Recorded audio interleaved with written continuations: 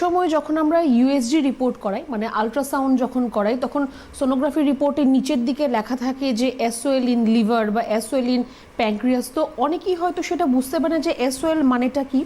তো যেটা তার ফুল ফর্ম, যে স্পেস অকুপাইং লিশন, মানে আপনার ধরুন লিভারের মধ্যে বা প্যানক্রিয়াস, আপনার কিডনি, ইনফ্যাক্ট ব্রেন, যে কোনো অর্গানের মধ্যে যদি কোনো ধরনের টিউমার বা কোনো অ্যাবসেস বা যদি সেখানে কোনো ধরনের কোনো ইনফেকশন হয়, তাহলে একটা গোটা এরিয়া জুড়ে তার যে সেলগুলো রয়েছে, মানে কোষগুলো যে রয়েছে, সেগুলো আস্তে আস্তে নষ্ট হতে থাকে।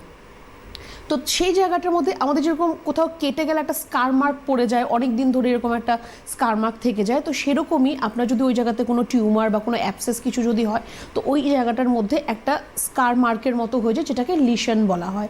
তো স্পেস অকুপাই লিশন মানে আমাদের যে অর্গান রয়েছে তার বাইরের অংশের দিকেই মেইনলি এরকম একটা যদি কোনো লিশনের মতো দেখা দেয়, যে ওই জায়গাটার সেলগুলো ড্যামেজ হচ্ছে বা নষ্ট হচ্ছে, বা সেখান থেকে আপনার প্যারেনকাইমাল চেঞ্জেস চলে আসছে, তো সেটাকে এসওএল বলা হয়ে থাকে। দু রকমের হতে পারে। যদি এটা আপনার কোনো ধরনের টিউমারের জন্য হয়, তাহলে এটা আপনার ম্যালিগন্যান্ট হতে পারে বা বিনাইনও হতে পারে। যেটা আমরা সবসময় বলি যে প্রত্যেকটা টিউমারই ক্যান্সারাস নয়। তো এই এসওএলও কিন্তু আপনার কখনো কখনো ম্যালিগন্যান্ট দেখা দেয়, কখনো এটাকে বিনাইন দেখা দেয়, মানে কখনো এটা সেরকম কোনো ধরনের কোনো ইসে নেই, মানে ভয় নেই সেটা নেই, কিন্তু কখনো কিন্তু এটাকে নিয়ে যথেষ্ট ভয়ের কারণ রয়েছে।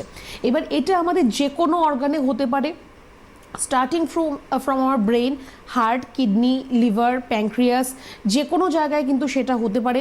বেশিরভাগ ক্ষেত্রে এটা লিভারের মধ্যে আর প্যানক্রিয়াসের মধ্যে আমরা দেখে থাকি এসওএল ইন লিভার বা এসওএল ইন কিডনি।